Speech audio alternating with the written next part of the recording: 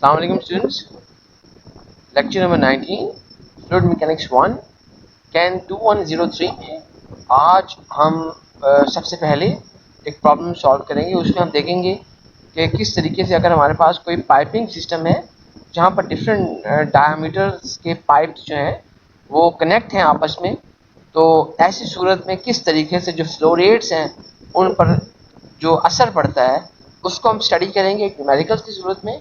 और उसके बाद जो है हम बर्नौलीज़ थ्योरम से रेलिवेंट भी एक न्यूमेरिकल सॉल्व करेंगे। जी जरा देखिए कि हमारे पास बेसिकली एक क्रूड ऑयल है।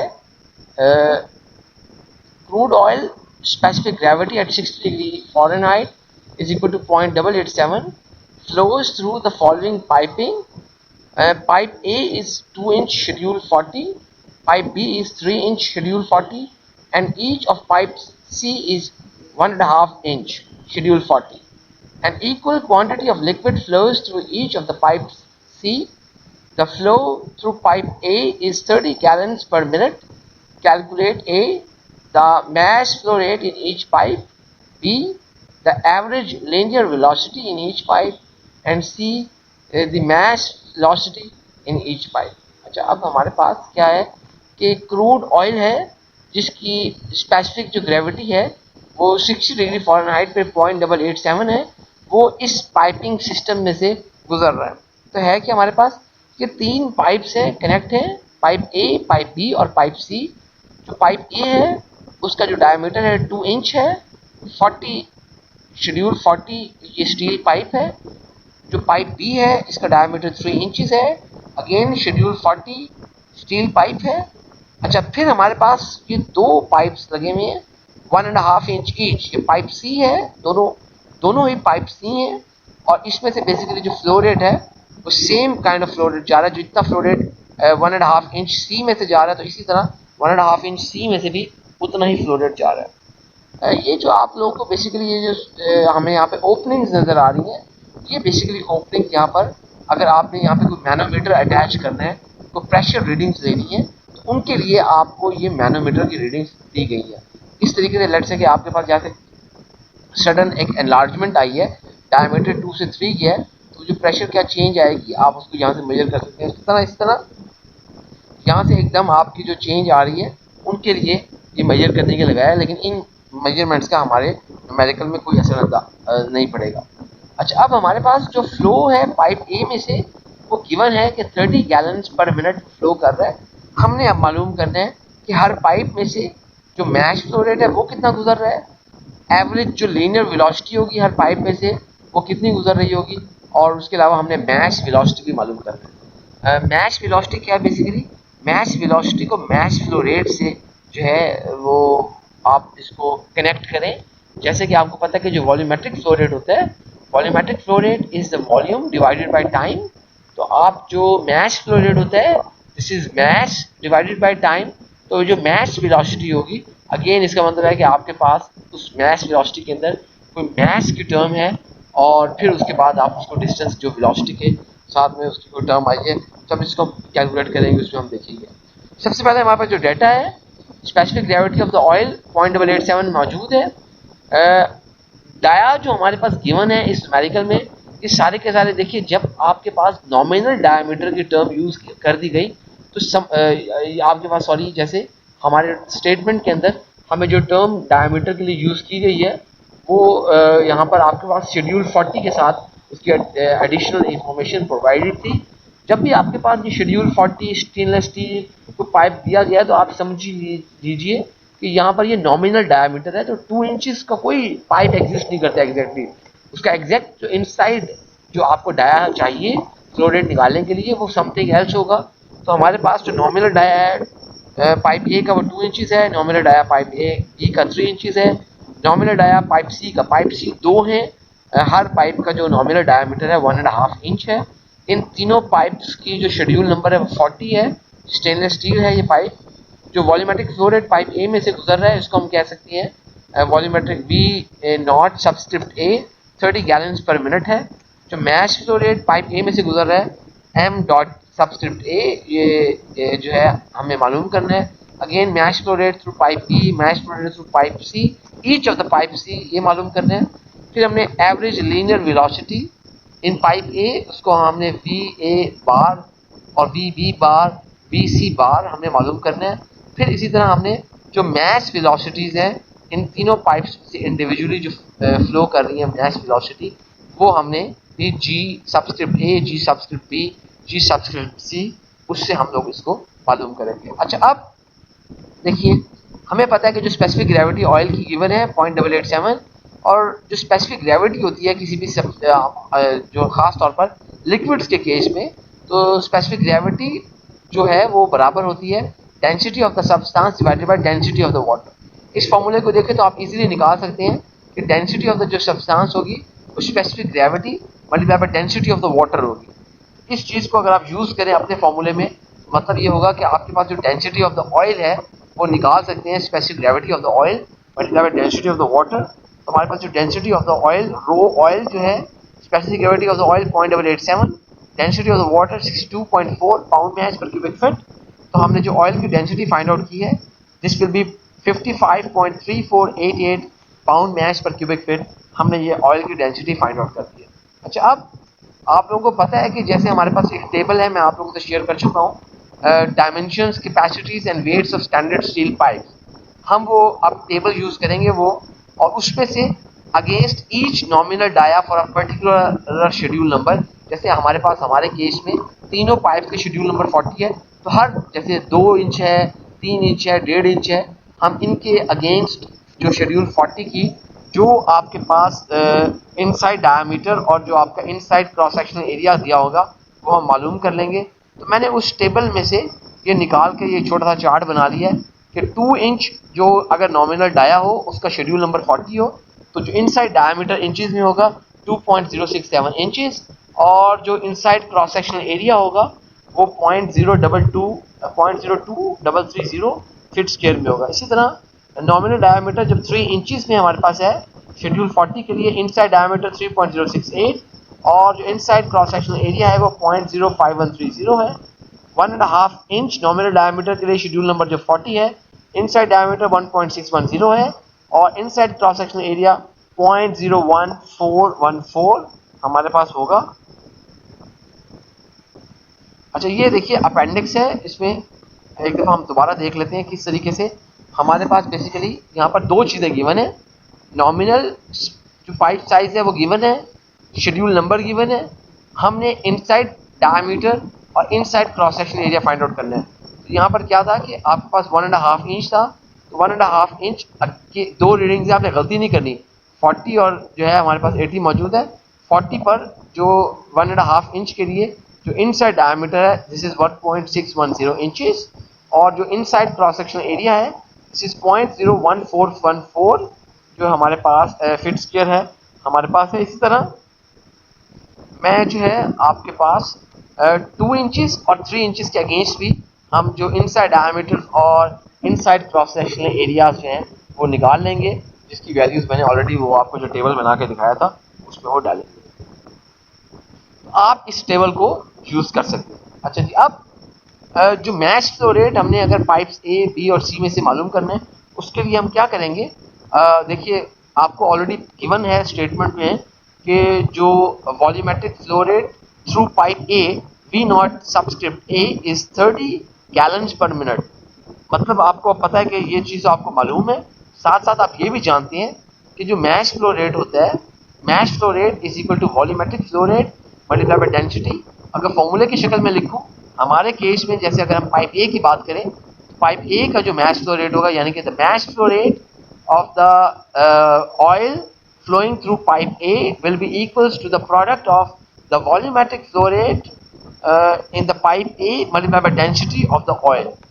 अब आपके पास ये चीज़ें देखते हैं, हमारे पास वॉल्यूमेट्रिक फ्लो रेट गिवन है 30 गैलन पर मिनट, इसको density of the oil 55.3488 pound mass per cubic feet से हमने जब मल्टीप्लाई किया। अब आगे हम देखिए, हमने अब चीज़ों को ख़त्म करना था। We know that 1 cubic feet is equal to 7.48 gallons and 1 minute is equal to 60 seconds. आप देखिए ये गैलन आपका इस गैलन से कट गया, ये क्यूबिक फीट आपका इस क्यूबिक फीट से कट गया, ये मिनट आपका जो है इस मिनट से कट गया। तो आपको जो बाकी चीज़ें बच गई हैं वो पाउंड मैच पर second So we have obtained the mass flow rate of the oil flowing through the pipe A, which is m naught जो है subscript A is equal to 3.6998 pound mass per second. अच्छा, अब जरा शुरू में देखिएगा, हमारे पास इसके बाद हमने mass flow rate find out करना है पाइप बी में से. हमने पाइप ए में से अभी निकाल लिया, पाइप बी में से फाइंड आउट करना है. जरा गौर कीजिए, जो मैश फ्लो रेट का फॉर्मूला क्या है. मैश फ्लो रेट का फॉर्मूला है the mash divided by time. इसके अंदर आप देखिए कि एरिया का कोई जिक्र नहीं है. मतलब क्या है कि जो वॉल्यूमेट्रिक फ्लो रेट होता है, अगर हम वॉल्यूमेट्रिक फ्लो रेट की बात कर रहे हो तो वॉल्यूमेट्रिक फ्लो रेट जो आपका इनसाइड डायामीटर है, जो इनसाइड डायामीटर है या जो क्रॉस सेक्शनल एरिया है, इस पर वॉल्यूमेट्रिक फ्लो रेट बहुत ज़्यादा डिपेंड कर रहा होता है. जबकि इसके मुकाबले में हमारे पास जो मैश फ्लो रेट है वो आप सिर्फ मैश और टाइम पर डिवाइड करें तो मैश फ्लो रेट पर के लिए आपको इनसाइड डायामीटर और जो क्रॉस सेक्शन एरिया है उस पर डिपेंड नहीं कर रहा होता मैश फ्लो रेट. मतलब क्या है कि ये दोनों देखिए आपके पास सेम फ्लूइड फ्लो कर रहा है, पाइप ए और पाइप बी में से कॉन्टिन्यूसली फ्लो कर रहा है. अब आपके साथ पाइप बी बिल्कुल साथ कनेक्ट है. इसका मतलब ये है कि ठीक है, उसका जो फ्लो रेट है, अगर हम बात करें वेलोसिटी, जब आपकी बड़ी पाइप बड़ा या छोटा होगा तो वेलोसिटी में चेंज आएगा, लेकिन the mash will flow will remain the same. इसकी आप मिसाल यूँ ले सकते हैं. देखिए फ़र्क की बात है कि अगर मेरे पास जो है मैं अगर आपके पास जो है मैं जग से जो है एक पतले से ग्लास में, छोटे ग्लास में मैं पानी डाल रहा हूँ. अगर मैं जग से वो पानी एक स्पीड, एक मखसूस स्पीड के साथ आ रहा है, जग में जितना पानी होगा वो आप उसी छोटे ग्लास में या बड़े ग्लास में वो उसी तरह ही वो उसी फ्लो रेट से ही वो जा रहा होगा, उसी मैश फ्लो रेट से ही जा रहा होगा. इसीलिए जो फ्लो रेट आपका, जो flow rate mass flow rate, volumetric flow rate different होगा क्योंकि वॉल्यूमेट्रिक फ्लो रेट उसका इनसाइड एरिया और क्रॉस सेक्शन एरिया पर डिपेंड कर रहा होता है. लेकिन मैश फ्लो रेट के केस में जो मैश फ्लो रेट आपका पाइप ए में से होगा वही मैश फ्लो रेट आपका पाइप बी में भी होगा. क्यों ऐसा होगा? इसलिए ऐसा होगा कि जब आपका पाइप ए में से और पाइप बी में वो पहुंचेगा तो आपके लिए जो इनसाइड एरिया या क्रॉस सेक्शन एरिया उसकी आपको वो ज़रूरत नहीं होती. इस वजह से आप उसके लिए वही आप वो वॉल्यूम मैश फ्लो रेट आप लेंगे. मतलब इसीलिए हमने इस चीज़ को, अच्छा जी, अब यही बातें हमने लिखी हैं कि जब क्रूड ऑयल पाइप ए से पाइप बी में जाएगा तो उसका same mass flow rate maintain रहेगा, उसके अंदर चेंज कोई नहीं आएगी क्योंकि जो मैश फ्लो रेट है वो आपका एरिया ऑफ द पाइप पर डिपेंडेंट नहीं है. इसका मतलब है कि जो mass flow rate of the mass flow rate of the crude oil flowing through the pipe A will be equal to the mass flow rate of the crude oil flowing through pipe B. तो आपका मतलब है कि जो MP है उसकी value MA के बराबर होगी, which was 3.6998 pound mass per second. अच्छा, अब लेकिन अगर आपने शुरू में, मैं एक दफा दोबारा आपको डायग्राम दिखा देता हूँ. अब ये देखिए, अब थोड़ी सी सिचुएशन चेंज है. सिचुएशन चेंज ये है कि अब आपके पास यहाँ पर देखिए एक ही पाइप था, एक पाइप ए से पाइप बी में आपके पास क्रूड ऑयल आया. लेकिन जब पाइप बी से अब आपके पास दो सेम डाया के पाइप सीज लगे हुए हैं, पाइप सी दो हैं, एक जो है आपके पास ये 1.5 इंच, दूसरा 1.5 इंच का है. मतलब इसका ये है कि समझ लीजिए फौरन कि फ्लो रेट जो आपका ए था वही बी तक पहुंचा, मैच फ्लो रेट की बात कर रहे हैं. लेकिन अब आपके पास दो आगे डिवीजन है, दो आपके पास उसके अंदर स्ट्रीम्स जा रही हैं. इसका मतलब है कि यहाँ पे जो बी का फ्लो रेट था वो अब डिवाइड हो जाएगा, हाफ इस पाइप में चला जाएगा, हाफ इस पाइप में चला जाएगा.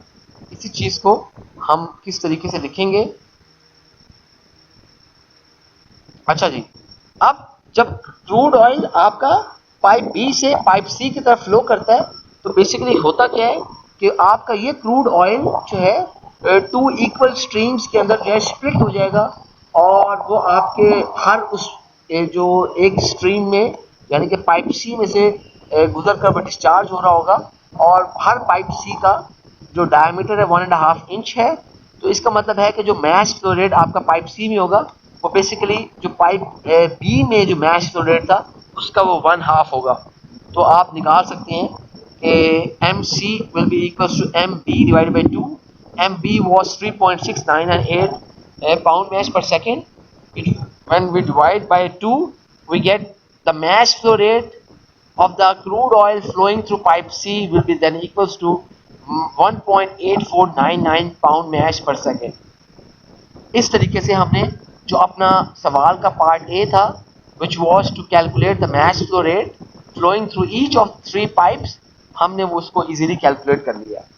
अब जो दूसरा पार्ट था वो था कि हमने average linear velocity find out करनी थी flowing through of the crude oil flowing through each of these 3 pipes.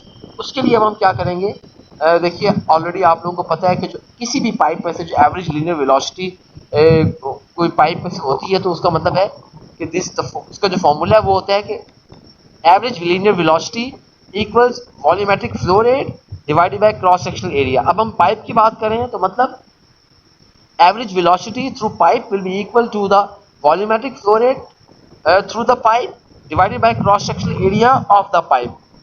अब इसमें से अब देखिए, अब जब हम पाइप ए की बात करेंगे तो मतलब हो जाएगा कि average linear velocity through pipe A will be equals to the volumetric flow rate of the crude oil flowing through the pipe A divided by cross sectional area of the pipe A. अच्छा, यहाँ पर भी pipe ए आना चाहिए था तो एक ए missing है. It should also be the pipe A. अच्छा, फिर देखिए कि आपके पास इसको अगर हम नोटेशन की फॉर्म में लिखें तो which will be V bar A is equal to V not A divided by A. A will be A stand the capital A stands for the area while the subscript A stands for your pipe which was A. आपको पता है volumetric flow rate 30 gallons per minute है. Cross sectional area हमने जो dimension वाला table था उससे निकाल लिया 0.02330 फीट स्क्वायर. अब हमें पता है कि 1 cubic feet is equal to 7.48 gallons and 1 minute is equal to 60 seconds. ये गैलन आपका इस गैलन से कट गया, ये मिनट इस मिनट से कट गया, ये फीट स्क्वायर इस पावर से कट गया. Then you have now feet per second. So VA is equal to 2.8689 feet per second. अच्छा जी, अब जो VB है ये यहाँ पर आपने जो अक्सर स्टूडेंट्स मिस्टेक करते हैं, which is a very common mistake. आपके पास देखिए मैं बता चुका हूँ कि जो मैस फ्लो रेट होता है आपका वो पाइप के एरिया वगैरह पर डिपेंड नहीं कर रहा होता, लेकिन जो आपके पास वॉल्यूमेट्रिक फ्लो रेट है या पाइप की जो वेलोसिटीज वगैरह है वो एरिया पे डिपेंड कर रही हैं. इस वजह से यहाँ पर आपने गलती नहीं करनी. जब हम VB मालूम करेंगे, VB will not be the same as VA.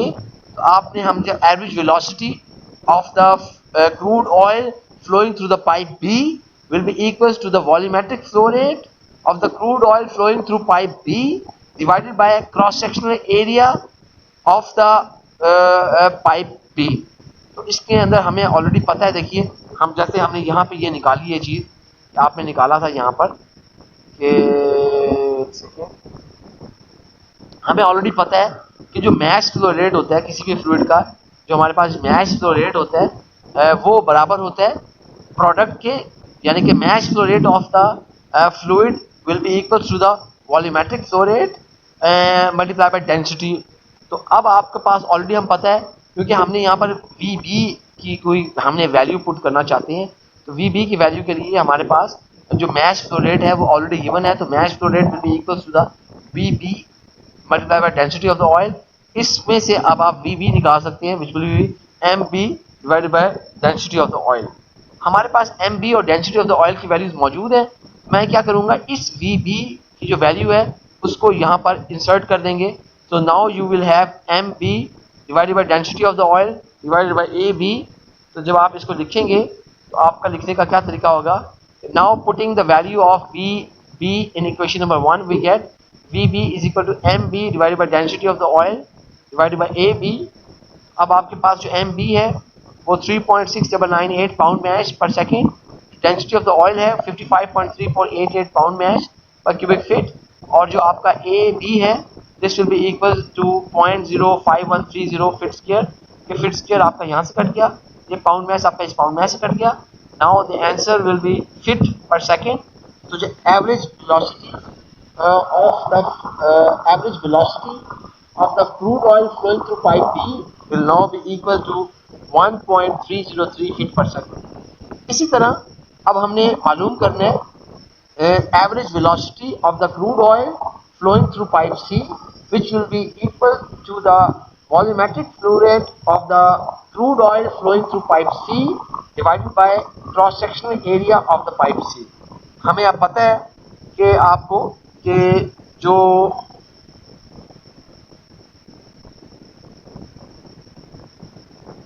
Volumetric flow rate होता है उसके लिए आप उसको लिख सकते हैं कि जो वॉल्यूमेट्रिक फ्लो रेट है वो बराबर है आपका, हमें क्योंकि ऑलरेडी हमने अभी ऊपर ही निकाला है, ये देखिए कि आपको पता है कि जो वॉल्यूमेट्रिक फ्लो रेट है वो mass flow rate divided by density है। तो अब आपको मैंने इसलिए इसको डायरेक्ट लिख दिया कि जो volumetric flow rate flow of the crude oil flowing through pipe C will be equal to the mass flow rate of the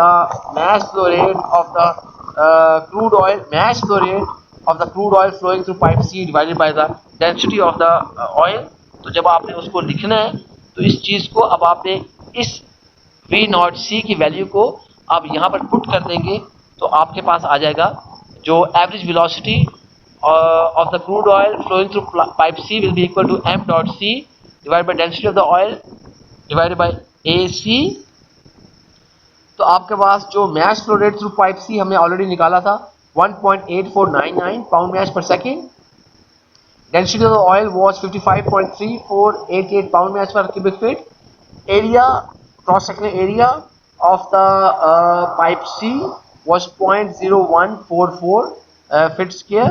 तो जब आपने इन चीज़ों को निकाला है तो ये आपके पास ये फीट स्क्वायर आपके इससे कट गया और पाउंड मैश आपका पाउंड मैश से कट गया।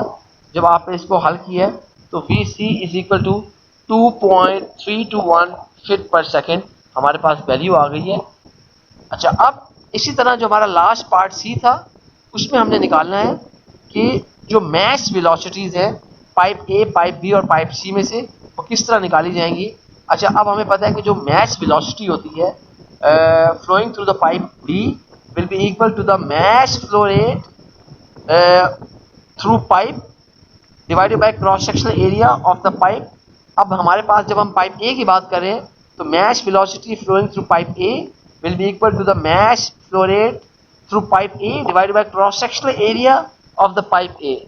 मतलब मैश वेलोसिटी को हमने जी सबस्क्रिप्ट ए से लिख लिया है तो G subscript A is equal to M A divided by A. हमें एम ए और ए की वैल्यूज़ हमें पता है, हमने जब उनको कंप्यूट किया हमारे पास जो mass velocity of the crude oil flowing through pipe A is equal to 158.7897 pound mass divided by feet square per second।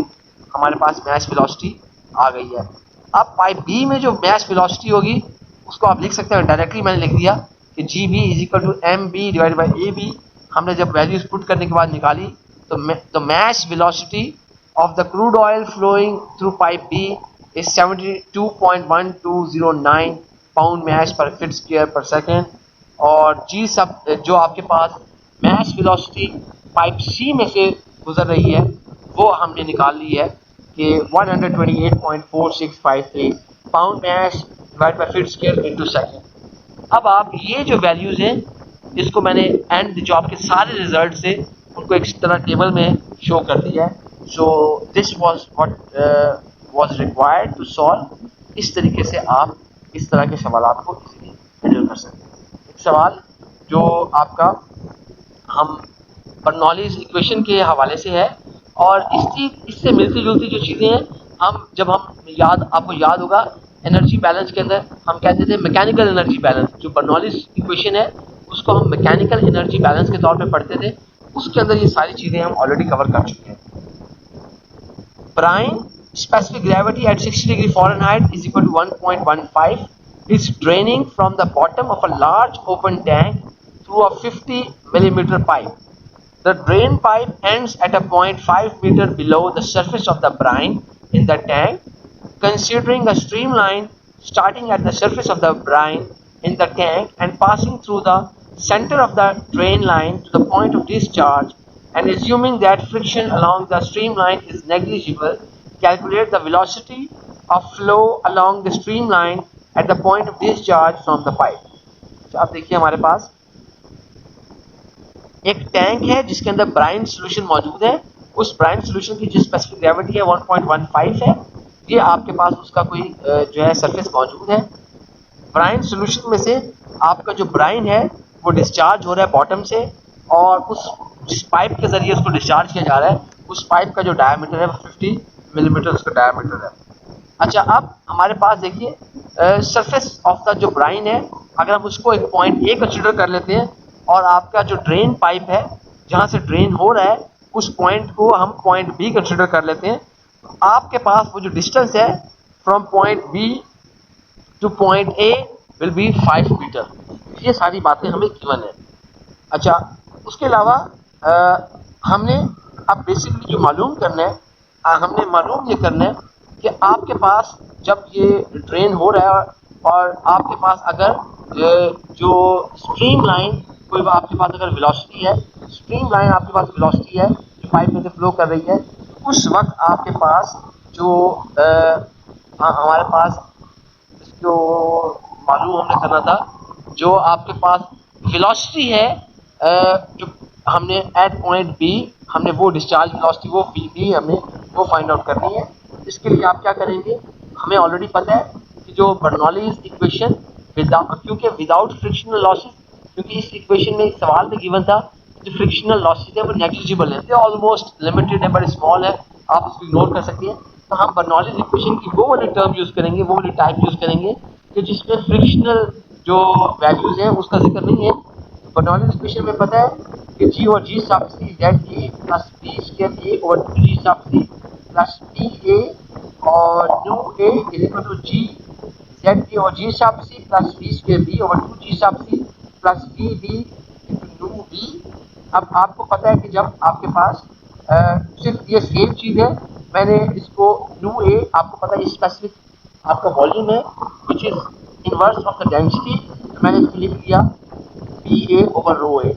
Basically ये आपका इनवर्स ऑफ डेंसिटी है, तो मैंने इसको खत्म करते हुए पी ए ओवर रो ए, यहाँ पर पी बी ओवर रो बी, ये हमारे पास इक्वेशन नंबर 1 बन गई है। ये पूरी बर्नौलीज इक्वेशन है, सिर्फ हमने जो इसके स्पेसिफिक वॉल्यूम है उसको हमने डेंसिटी में कन्वर्ट कर दिया। अच्छा, अब जरा और कीजिएगा कि हमारे पास देखिए कि जो पॉइंट ए था,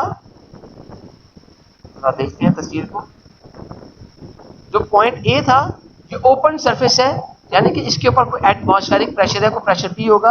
ये देखिए जो पी बी है पॉइंट बी, ये भी कोई ओपन सरफेस है, इसका मतलब है कि यहाँ पर एटमॉस्फेरिक जो प्रेशर होगा, कोई आपके पास एटमॉस्फेरिक प्रेशर एक्सर्ट कर रहा होगा, और आपके पास ये देखिए इसका मतलब है कि आपके पास जो एटमॉस्फेरिक प्रेशर है, तो दोनों पॉइंट्स पर सेम प्रेशर होगा, P A equals to P B, तो वो आप उसको लिख सकते हैं जो है वो 1 atm है।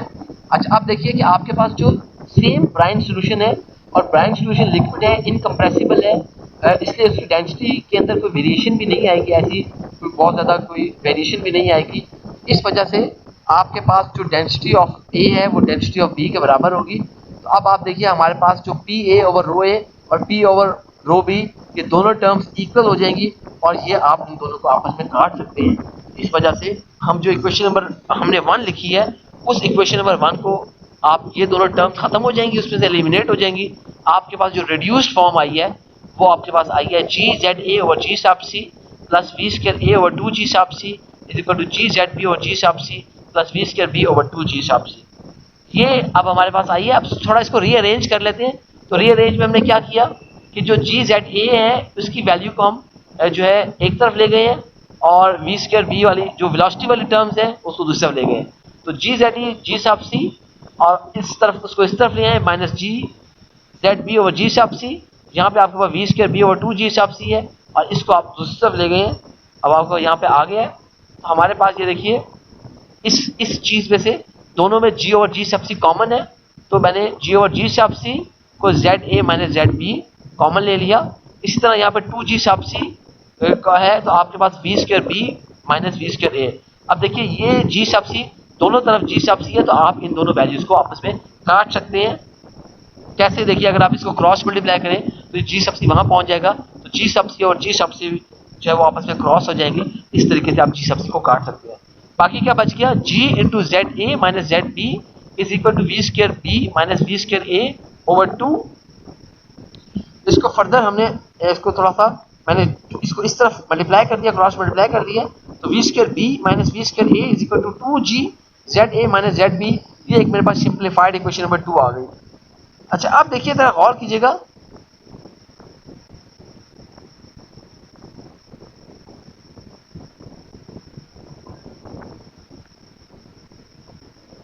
क्योंकि इस प्रॉब्लम के अंदर सवाल में बताया हुआ था कि स्ट्रीमलाइन फ्लो है। स्ट्रीमलाइन फ्लो है इसका मतलब है कि फ्लो रेट बड़ा स्लो है, ड्रेनिंग बड़ी स्लो हो रही है। जब आपके पास ड्रेनिंग स्लो हो रही है इसका मतलब है कि आपके पास, क्योंकि ये ओपन सरफेस है और ये टैंक बहुत बड़ा है, ये जो सरफेस है ये बड़ा, इसका जो बड़ी स्लोली मूव कर रहा होगा, इसका मतलब है कि आपकी जो वेलोसिटी है at point A which can be V A, ये ऑलमोस्ट नेग्लिजिबल है, ऑलमोस्ट जीरो के बराबर हो है। तो अब आपके पास ये जो चीज़ है हम इसको यहाँ पर पुट कर लेते हैं। मिसाल के तौर पर देखिए हमें ये बात की है कि जो सरफेस आपका ब्राइन का है पॉइंट ए, ये बड़ा स्लोली मूव कर रहा है क्योंकि जो है ब्राइन जो है एक लार्ज टैंक में स्टोर है और जो डिस्चार्ज जो है वो बड़ा स्लो है, स्ट्रीमलाइन आपका डिस्चार्ज है। तो आप कह सकती हैं कि जो वेलोसिटी है आपकी एट पॉइंट ए, यानी कि जो ब्राइन का सरफेस है उसकी जो वेलोसिटी है वो वी ए ऑलमोस्ट जीरो है। अच्छा फिर इसी तरह देखिए कि जब आपके पास हाइट की बात कर रहे हैं, जब देखते हैं अब हाइट की बात करें, अब फर्ज की बात है अगर मैं इसको रेफरेंस लाइन ले लूं, यानी कि मैं एक ऐसी रेफरेंस लाइन ले लूं जो कि पॉइंट बी में से गुजर रही है। देखिए जब भी आपने किसी चीज़ की पैमाइश करनी है कोई रेफरेंस तो लेना पड़ेगा। अगर मैं इसको रेफरेंस लाइन ले लेता हूँ, इसका मतलब है कि यहाँ से लेकर आपका इस जगह पर 0 है और यहाँ पे 5 है, तो आप मैं इसको कह सकता हूँ कि जो जेड बी है वो 0 है, जबकि जो जेड ए है वो 5 मीटर है। ये चीज़ हमने इसको मैंने यहाँ पर हिस्सा लिख दी है कि अगर आपके पास जो हाइट्स है पॉइंट ए और पॉइंट बी की, वो अगर किसी एक इस तरह की रेफरेंस लाइन से मेजर करें जो कि आपकी हॉरिजॉन्टली पॉइंट बी में से पास कर रही है, तो आपके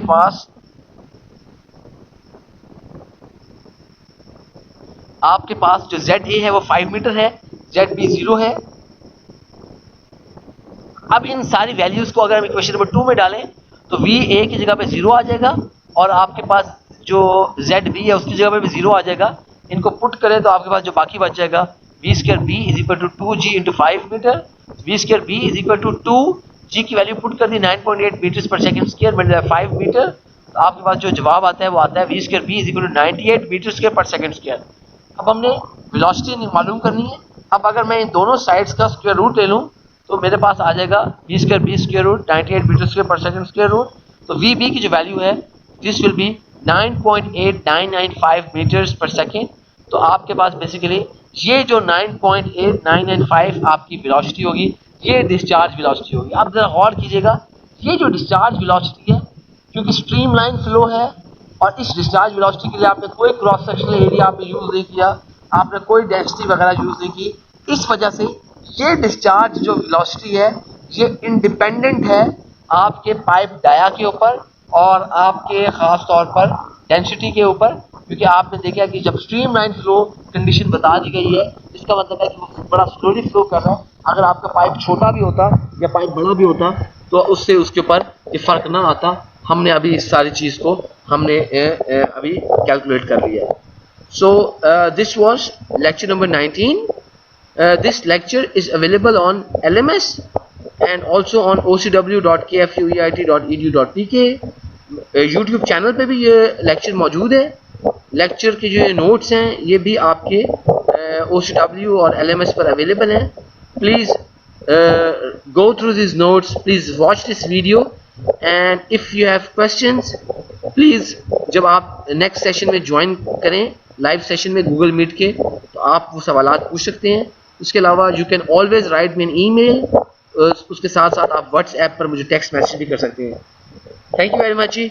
इंशाल्लाह जो है अब हमारी लाइव सेशन में मुलाकात होगी। अल्लाह हाफिज़।